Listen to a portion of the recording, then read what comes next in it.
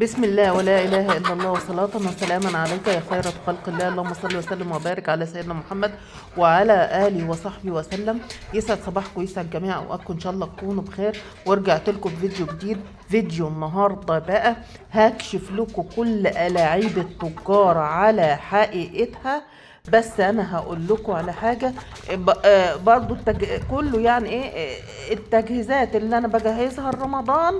انتوا عارفين ان انا بنزل بسم الله ولا اله يعني الا فيديو الله يوم وصلاة وسلاما عليك يا على خير البابور. خلق الله. بس انا بقى اللهم بعمل صل وسلم تجهيزات في وبارك على الاوضه جديد محمد لسه وعلى مسجله آله الاسبوع وصحبه وسلم. اللي جاي. النهارده يسعد بقى صباحكم، يسعد جميع فيديو وقتكم، بقى ان شاء الله تكونوا هكشف بخير. على عيب ورجعت لكم التجار على فيديو النهارده حقيقتها. بقى هكشف شوفوا لكم بقى ألاعيب اول التجار حاجه على من حقيقتها. انواع الغش، انواع الغش شوفوا بقى عديده.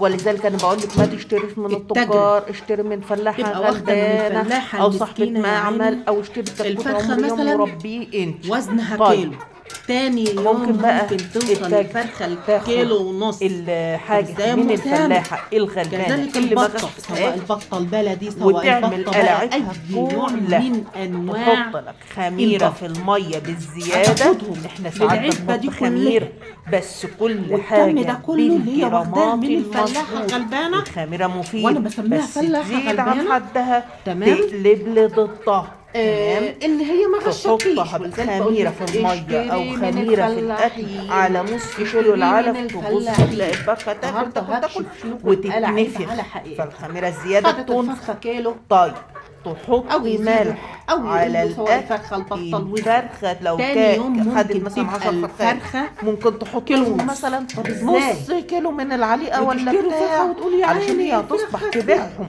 الفراخ وتقوم خست حاطة عندي. معاهم ايه اللي مثلا حصل؟ اللي حصل 8 مش كيلو مني، ملح. ده كشف يا عيني ألاعيب الحاجة التجار تشرب على مية حقيقتها. تشرب مية تشرب مية.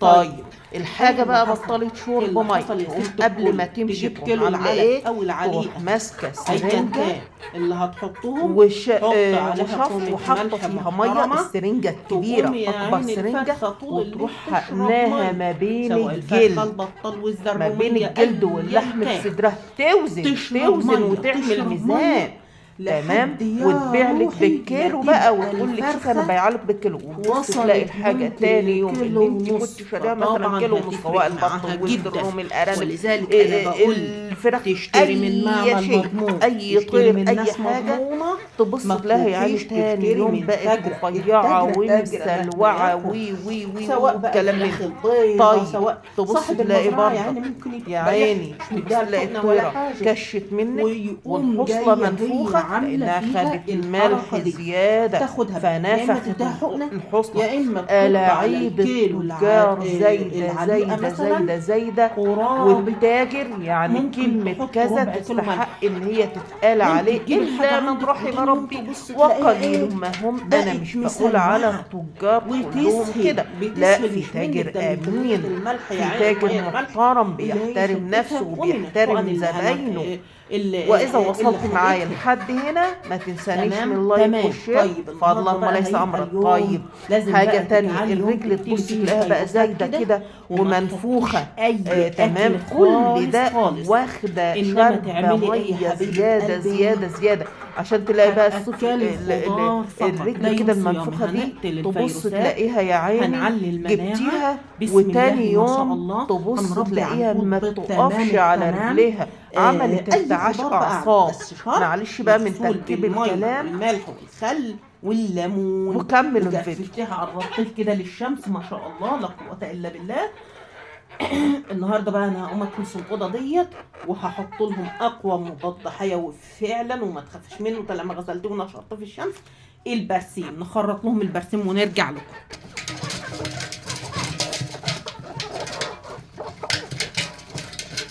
بسم الله ولا اله الا الله وصلاة وسلاما عليك يا خيرة خلق الله. اللهم صل وسلم وبارك على سيدنا محمد وعلى اله وصحبه وسلم. يسعد صباحكم ويسعد جميع اوقاتكم، ان شاء الله تكونوا بخير. ورجعت لكم في فيديو جديد. فيديو النهارده معلش كل شكون كده بس في معلومات مقيمه جدا جدا جدا، قيمه جدا جدا، وهتكشف لكم الاعيب التجار على حقيقتها، لان انا مشغوله بقى بالتجهيزات لرمضان. وبرضو الحاجة اللي أنا بجهزها لرمضان مش جايه الجمعه دي. لسه صاحب الشغل ما خلصش، مش هيخلصها الا يوم الجمعه الجايه ان شاء الله.